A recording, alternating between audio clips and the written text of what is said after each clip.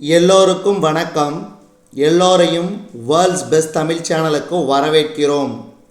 இந்த காணொளியில் நாம் பார்க்கவிருப்பது தினசரி நடப்பு நிகழ்வுகள் 28 பிப்ரவரி 2024 மற்றும் 29 பிப்ரவரி 2024 ஆகிய 2 தினங்களுக்குரிய தினசரி நடப்பு நிகழ்வுகள்.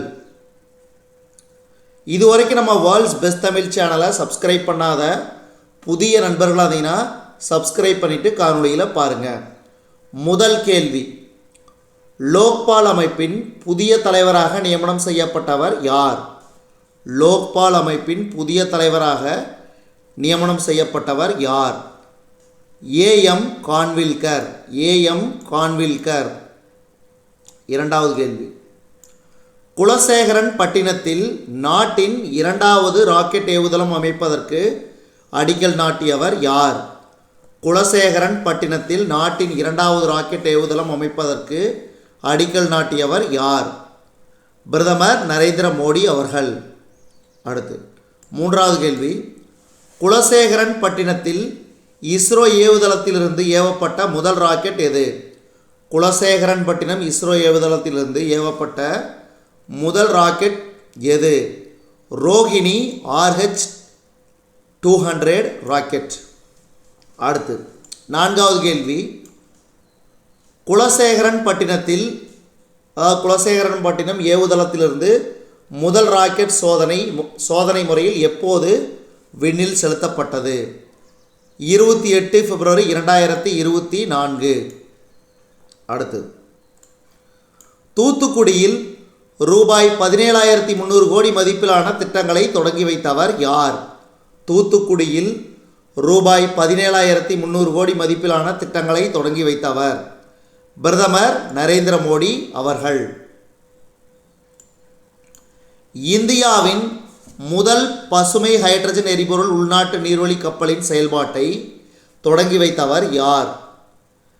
இந்தியாவின் முதல் பசுமை ஹைட்ரஜன் எரிபொருள் உள்நாட்டு நீர்வழி கப்பலின் செயல்பாட்டை தொடங்கி வைத்தவர் பிரதமர் நரேந்திர மோடி அவர்கள். நாட்டிலேயே அதிக சிறுத்தைகள் கொண்டுள்ள மாநிலம் எது? நாட்டிலேயே அதிக சிறுத்தைகள் கொண்டுள்ள மாநிலம் மத்திய பிரதேசம். மத்திய பிரதேசம். இந்தியாவில் உள்ள மொத்த சிறுத்தைகளின் எண்ணிக்கை எத்தனையாக உயர்ந்துள்ளது? இந்தியாவில் உள்ள மொத்த சிறுத்தைகளின் எண்ணிக்கை எத்தனையாக உயர்ந்துள்ளது? 13,874. அடுத்து 2022ஆம் ஆண்டிற்கான கலைஞர் எழுதுகோள் விருது யாருக்கு அறிவிக்கப்பட்டது? VN சாமி. VN சாமி. அதே சண்முகநாதன் 2021ஆம் ஆண்டுக்கான கலைஞர் எழுதுகோள் விருது வழங்கப்பட்டது. தேசிய வருவாய் வழி மற்றும் திறனறி தேர்வில் மாநில அளவில் முதலிடம் பிடித்த மாவட்டம் எது? தேசிய வருவாய் வழி மற்றும் திறனறி தேர்வில் மாநில அளவில் முதலிடம் பிடித்த மாவட்டம் எது?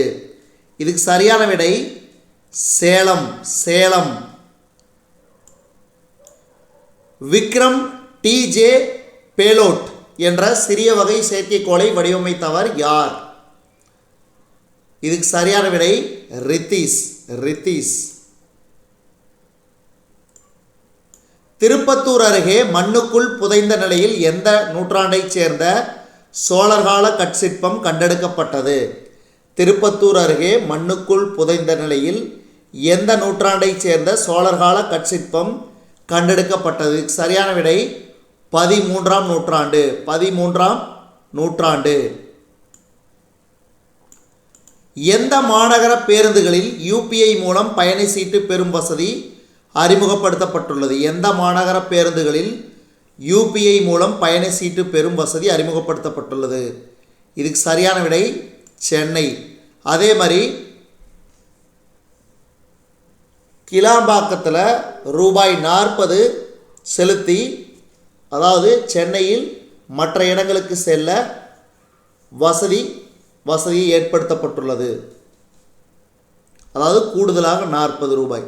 இப்போ மதுரையிலேருந்து கிளாம்பாக்கம் போகிறீங்கன்னா அதனோட ப்ரைஸ் கூட ஒரு 40 ரூபா சேர்த்து டிக்கெட் வாங்கினா வந்து பார்த்திங்கன்னா மற்ற சென்னைக்கு கிளம்பாக்கத்திலிருந்து மற்ற இடங்களுக்கு செல்லலாம். அடுத்து சென்னை கிண்டியில் ரூபாய் 41.90 கோடியில் அமைக்கப்பட்டுள்ள போக்குவரத்து ஆணையரக அலுவலகத்தை திறந்து வைத்தவர் யார்? உதயநிதி ஸ்டாலின். உதயநிதி ஸ்டாலின். தமிழ்நாடு மாநிலத்தில் விரைவு அஞ்சல் மூலமாக ஓட்டுநர் உரிமம் உள்ளிட்ட ஆவணங்களை அனுப்பும் திட்டத்தை தொடங்கி வைத்தவர் யார்? தமிழ்நாடு மாநிலத்தில் விரைவு அஞ்சல் மூலமாக ஓட்டுநர் உரிமம் உள்ளிட்ட ஆவணங்களை அனுப்பும் திட்டத்தை தொடங்கி வைத்தவர் யார்? உதயநிதி ஸ்டாலின். உதயநிதி ஸ்டாலின். சென்னை பெருநகர் வளர்ச்சி குழுமத்தின் சார்பில் ரூபாய் 558.45 கோடி மதிப்பிலான புதிய திட்டப் பணிகளுக்கு தமிழ்நாடு முதலமைச்சர் மு.க. ஸ்டாலின் அவர்கள் அடிக்கல் நாட்டினார். கொள்ளிடம் ஆற்றில் ரூபாய் 414 கோடி செலவில் கட்டி முடிக்கப்பட்ட புதிய கதவணை அமைப்பை முதலமைச்சர் மு.க. ஸ்டாலின் அவர்கள் திறந்து வைத்தார்.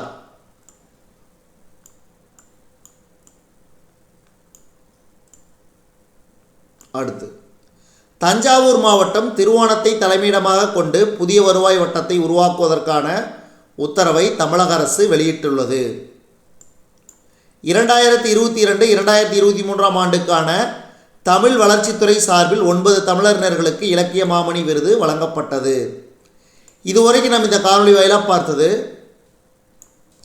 தினசரி நடப்பு நிகழ்வுகள் 28 பிப்ரவரி 2024 மற்றும் 29 பிப்ரவரி 2024 ஆகிய 2 தினங்களுக்குரிய தினசரி நடப்பு நிகழ்வுகள். இந்த காணொலி உங்களுக்கு பிடிச்சிருந்துச்சுன்னா லைக் பண்ணுங்கள், கமெண்ட் பண்ணுங்கள், மறக்காமல் இந்த காணொலியை உங்கள் நண்பர்களுக்கும் மற்றவர்களுக்கும் ஷேர் பண்ணுங்கள். மேலும் புதிய காணொலிகளுக்கு நம்ம வேர்ல்ட்ஸ் பெஸ்ட் தமிழ் சேனலோடு இணைந்திருங்கள். தொடர்ந்து நம்ம வேர்ல்ட்ஸ் பெஸ்ட் தமிழ் சேனலுக்கு சப்போர்ட் பண்ணுங்கள். நன்றி.